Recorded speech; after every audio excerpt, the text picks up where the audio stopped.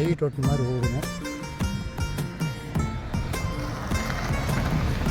Side ஓட்டு மாதிரி ஊருங்கண்ணா. இது ரோடு போகுங்க. இப்படி இந்த பக்கம் பார்த்தீங்கன்னா இந்த கார்னர்லேருந்து இப்போ நம்ம பூமி பறி தாங்க பூமி. கிழக்கு சருவுங்க, தெற்கு வடக்கில் பூமி.